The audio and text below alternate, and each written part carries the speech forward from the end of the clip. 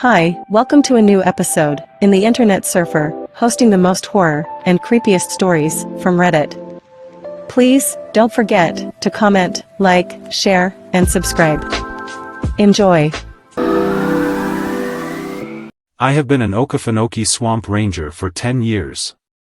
The dangers do not always wait for night to fall. A long horror story from Reddit Nosleep. For about 10 years now, I have been a ranger in the Okefenokee Swamp Park. It is the largest blackwater swamp in the entire United States and takes up a good chunk of southeast Georgia. The place is massive, home to all kinds of wildlife from foxes to alligators to the occasional bear. Over the years, I have found that it is not only wildlife that inhabits these swamps though. There is something else out here, not human, of course, but the swamp hides its fair share of secrets from the world beyond its waters. One of my earliest memories was during my first year as a junior ranger. I was young, 25 or so when I got the job, and they were drip-feeding me new duties as the days went by. Eventually I got to the point where I could do patrols myself if there was anything that needed to be checked on, and they finally gave me the keys to the fan boats we would use to get into the deeper parts. That is what gave me my first scare. It was getting dark out and some folks came into the station, telling us they had been out hiking and lost one of their friends. Not too uncommon, considering if you take a wrong turn there is nothing but water and dense trees to find your way back, and unless you have a keen eye, you are not going to notice the difference. Now the sun was going down, and they say they had not seen him in a few hours, despite calling out for him the entire way back. So, it fell on me to go out there and search while Lena, my partner on duty, was the one to take the report. I grabbed the big-ass flashlight we use for night searches, the boat keys, and headed out the door to see what I could find. They said they had come from the western part of the swamp, a more densely wooded region prone to a lot of flooding. Not a wonderful thing right now as the clouds were coming out for a thunderstorm yet again. Moonlight was in and out, sliding behind clouds and plunging me into darkness every few minutes before re-emerging again for brief illumination whenever it felt like it.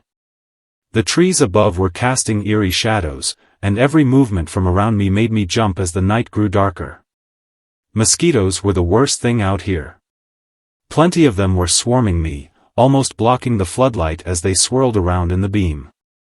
It was hard enough seeing anything through the shadows of the trees out here, but seeing millions of tiny bugs make shadows the size of dogs in the distance? That does some weird stuff to your brain. The heat did not help much either, making my clothes stick to my sweaty skin.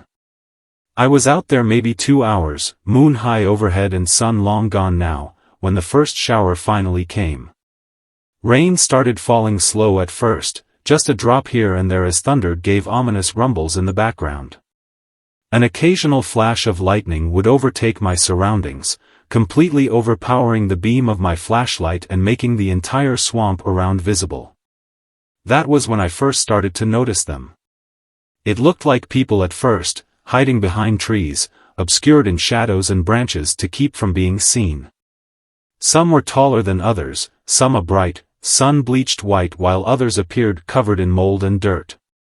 The first one I barely caught in the light as it ducked back behind a tree, long white fingers on one hand being the only thing I saw before they slipped back into the darkness behind it.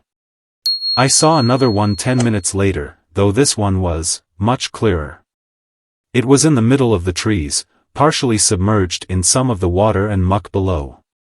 From the waist up, there was a mostly decayed body, stripped by the bugs and weathered down to the bone already, ribs holding rotten ribbons of flesh on them. It disappeared as quickly as my light hit it, one rotting eye still staring at me from its skull as it submerged under the water, leaving me shaking in fear. Despite trying to get a message back to Lena, I did not have any signal going through on my walkie. I was finally around the space where they said they had lost their friend, and I started yelling for him, despite how scared I was. Everything I had seen up to that point I was able to just rationalize, I guess.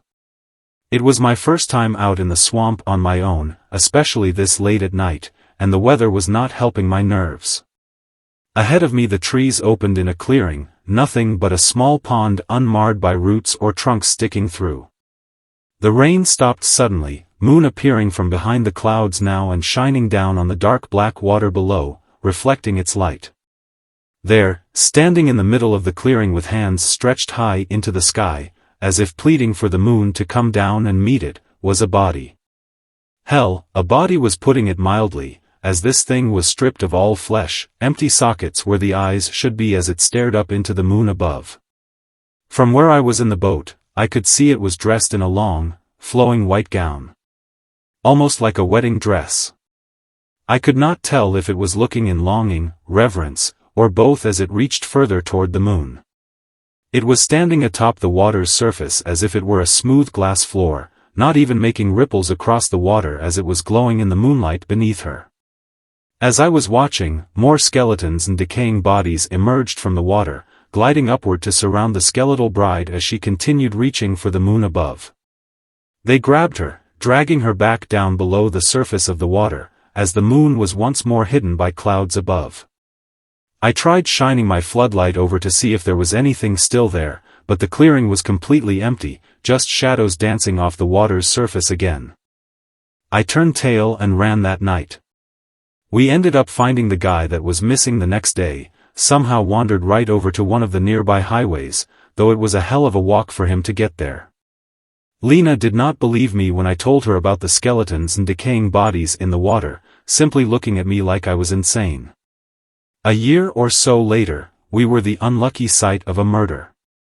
Or at least, it was initially called a murder.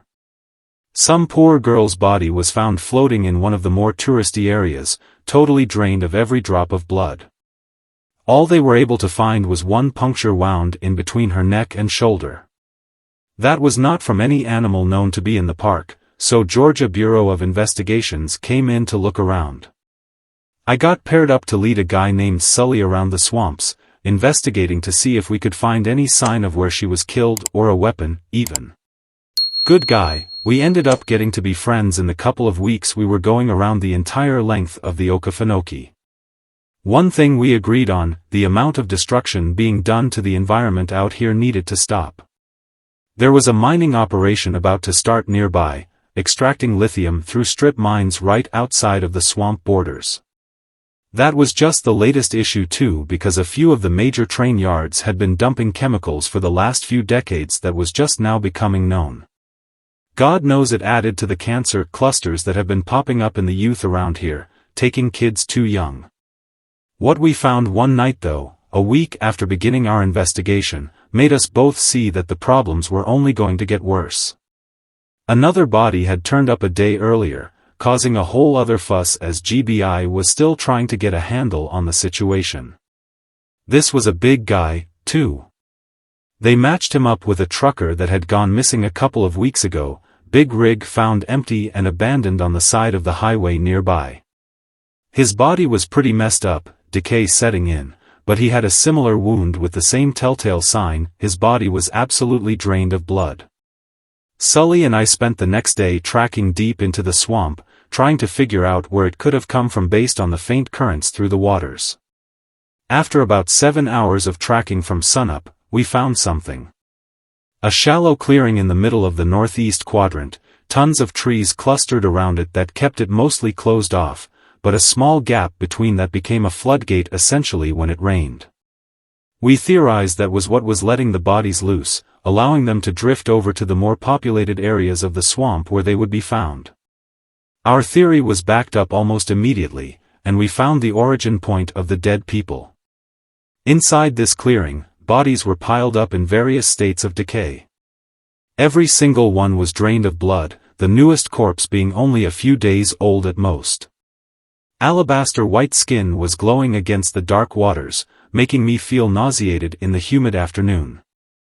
The whole area smelled of death, with the bodies adding on to the decay from rotting trees and vegetation.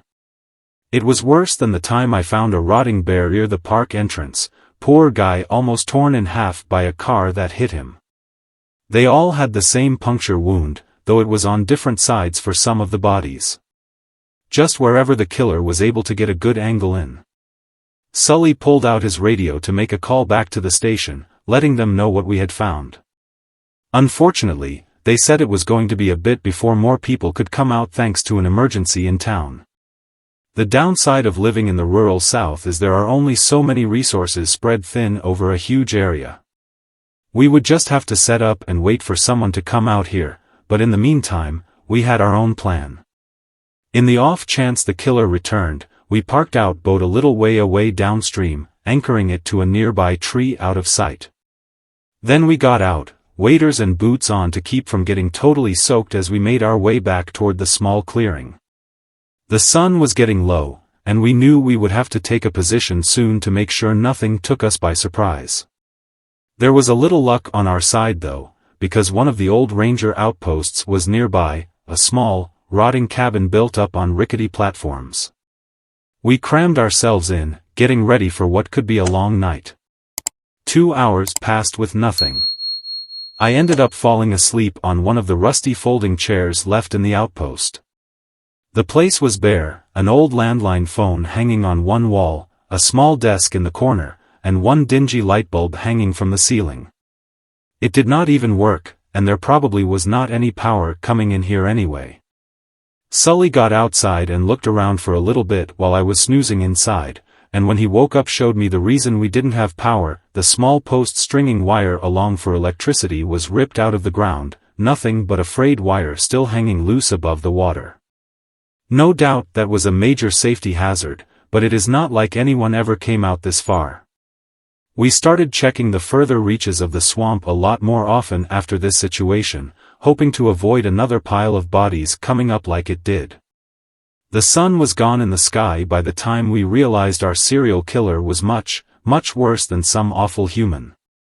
Sully had a fancy pair of night binoculars, and we were trading off back and forth watching the spot to see if anyone was coming. Hell, we were scanning the entire area, desperately trying to see anyone coming up before they got too close, that way we could get a better look. Our worst fear was that they would come up to their dumping spot with another body to get rid of, drained of blood again. Of course, that was a confirmed reality just a few minutes after midnight.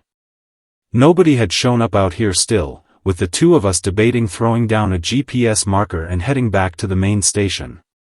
I was on watch, scanning the area from left to right when suddenly there was a figure standing in the clearing. It was huge, standing 9 feet tall at least. It was holding another body, drained as well because it flung it next to a tree moments after I caught sight, making it crumple to the water below. I grabbed Sully, pointing in the direction of the clearing and handing him the binoculars to get a look. His gasps were something I will never forget because the thing turned right toward us there. This giant guy was like Mothman. Bristles of stiff spines all along its arms and legs, with at least 6 arms sprouting down the body. 2 ended in sharp points, which we initially though were what it used to kill its victims. The others had human-like hands, though the fingers were deadly sharp at their tips. Then it looked to the body it had just thrown aside, something unfurling from its face. The huge, red eyes were glowing in the moonlight, hexic patterns reflecting everything around it. As the mouth stretched, I realized it was a sharp, needle-like beak that it then punctured the fresh body with. I could not tell what it was doing, but the body started to shiver, something squirming through the still skin as it made itself inward.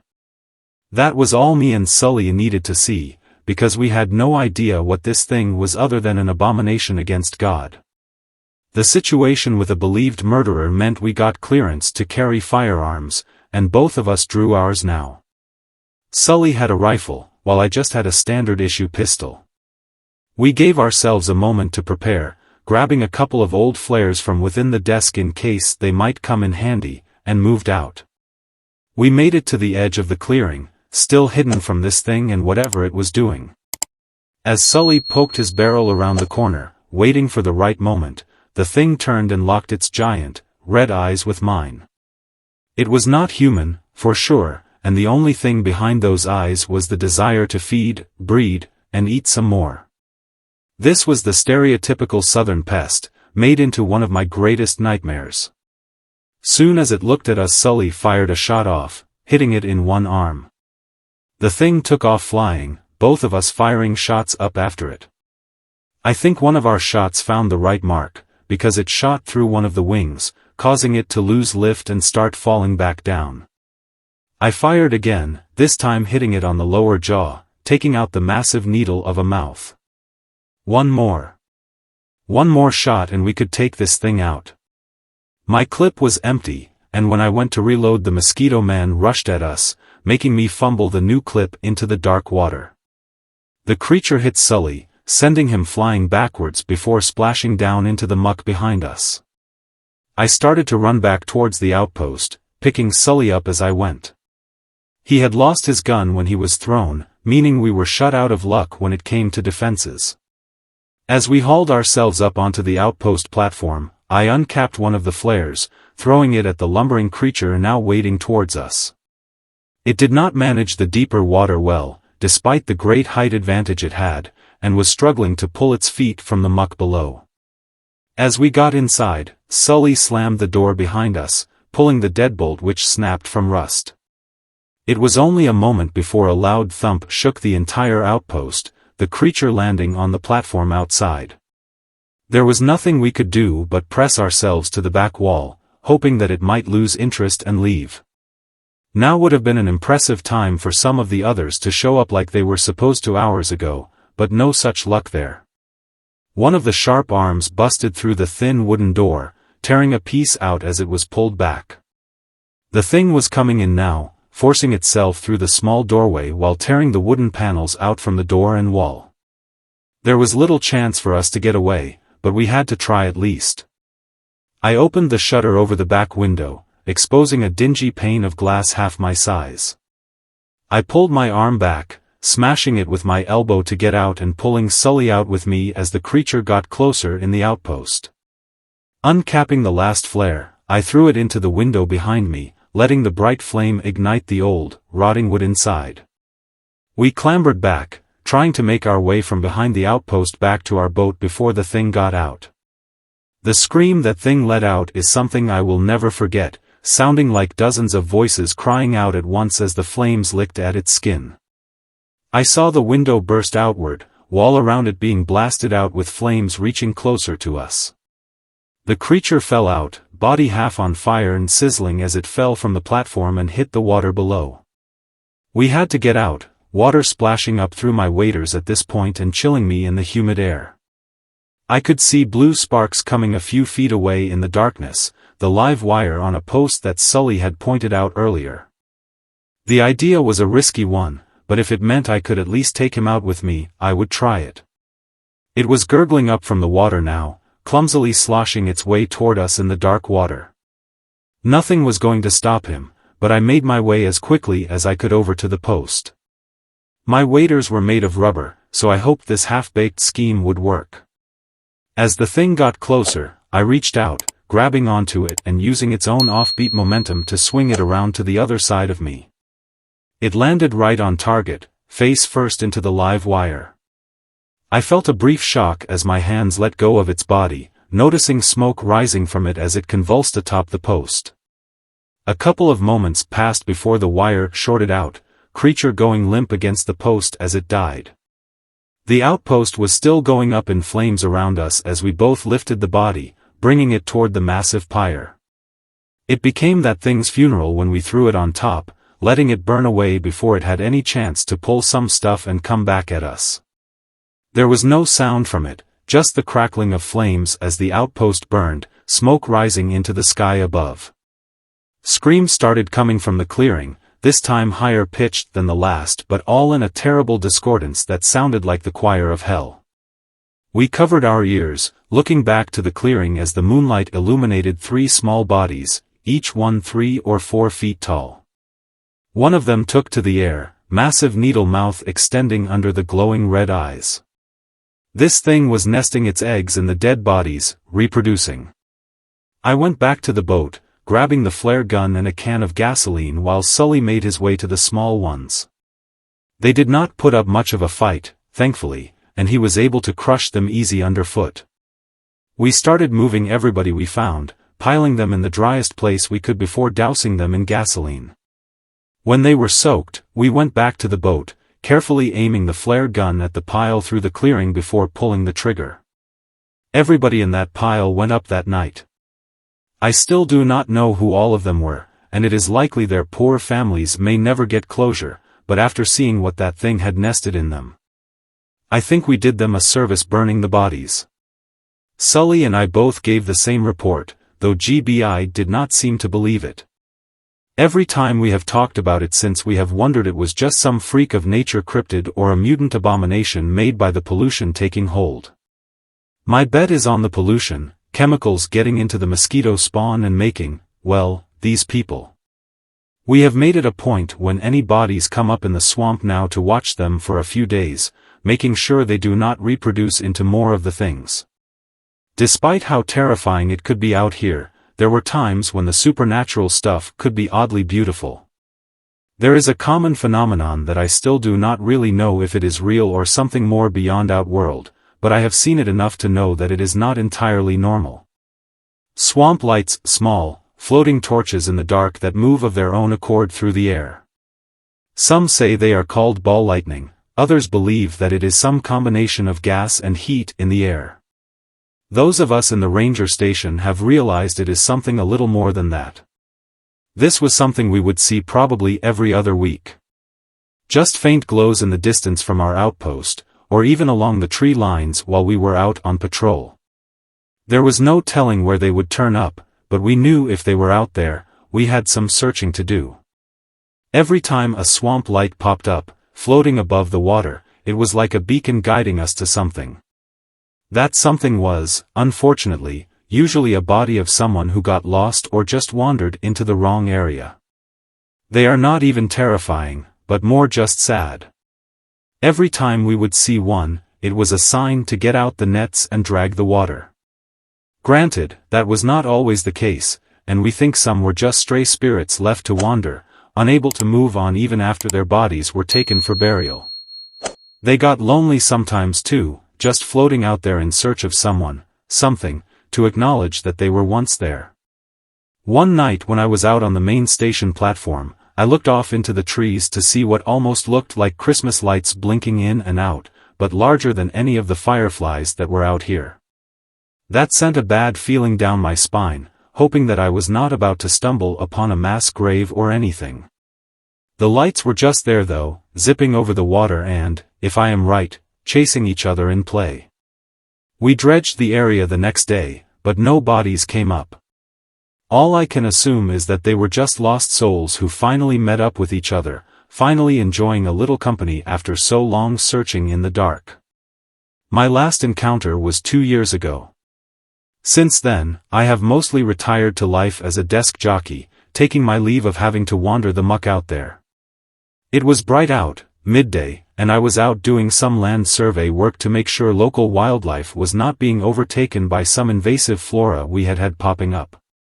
I was near one of the nicer outposts, this one with some air conditioning and a couple of amenities for anyone that needed them, when I decided to take a break for lunch. Considering fall was coming, I decided to eat my lunch out on the platform and look out at everything. Nature out here was beautiful, with every shade of green imaginable playing off the sunlight high in the sky. Think I ended up sitting there for an hour after I finished eating, just taking in the peace of it all and watching alligators float lazily along in the water beyond. I was zoning out, looking at one of the nearby trees banks a couple dozen meters away, when it began walking through the background where I was staring. This thing was tall, hell, even taller than the mosquito creature at around 12 feet by my best estimation. It was built like a 10-ton brick house, too. It looked like it could lift a truck if it needed to. Deep brown fur was matted up and down its body, with small, beady eyes staring out above an elongated snout. Ferocious teeth curled down out of its lip from top and bottom, saliva dripping from them. As it traversed the mud across the way, I could see sharp claws gripping trees as it hopped from bank to bank, leaving deep furrows in the bark as it went. I do not know if I made a sound or if it just smelled me, but it stopped dead in its tracks and turned, looking right at me. A howl like I have never heard before ripped through the air before it tore into the water, splashing toward me on the platform. I was up and inside so fast I shook the entire outpost when I slammed the door, and it shook the whole place again when it bashed up against it. I pulled the deadbolt and chain on the door, hoping to whatever god there was that it would not break through. It kept beating at the door, terrible claws ripping at the other side trying to get in. I do not know what it wanted with me or if I was just unlucky enough to be in the wrong place at the wrong time. The beating on the door stopped suddenly, heavy, plodding footfalls walking around the outpost platform looking for another way in. I did not have any time to waste, staying out here as long as I had taught me that sometimes it was best to defend myself first, no matter what danger it posed to the wildlife. I ran toward the gun locker, pulling out the pump shotgun inside and loading in 2 shells before cocking it. The monster threw itself against the opposite wall from me, desperately trying to break it down to get in. I could hear the ferocious growls constantly, like a rabid dog desperately trying to bite whoever would come near enough. It was about to pass in front of the window now, and I knew I only had one chance to get this right or I may die out here. I raised the gun to my shoulder, taking aim square at the window and holding my breath, finger on the trigger. The creature suddenly ran from the side, slamming a massive claw against the window to break it open. As it began climbing through to get me, I fired off the first shot, catching it right in the left shoulder. I pumped the gun again, pulling it back up to my throbbing shoulder. The kickback on this thing was more than I was used to, and I was going to be sore for the next week afterwards. It still tried coming at me again, but I fired off the second shell, quickly ejecting it and pulling more out to reload. The shot peppered the thing right in the face, blowing off some of the skin around its skull. Despite all that, I now staring at me unable to close and half of its mouth fixed in a wicked snarl, tears of flesh hanging from the side, it turned tail and ran off. Explaining the broken window and huge gashes on the door was surprisingly easy. We all had an understanding at this point that weird stuff happens out there, and sometimes the place just needed some repairs when wildlife got self-assertive or severe weather happened. Most of the official expense reports mentioned severe weather, but on occasion we would have fun with them, making up random attitude to send off to the state auditors. Not like they were going to come out here and check on it themselves. I have not seen him since, thank God. I have heard some of the younger rangers tell tales of howling late at night, and seeing a massive creature walking through the trees, just beyond the shadows of what they could see. Shining a light on it only causes bright green eyes to reflect when they see it, and that is usually all it takes for them to turn tail and run. I still work here, but like I said, I stick to the desk jobs now. The younger folk can go out and deal with all the craziness the Okefenokee has to offer. I will stay right here in the air conditioning. Thanks for watching. Please comment, like, share and subscribe. The Internet Surfer on YouTube for more horror and scary stories.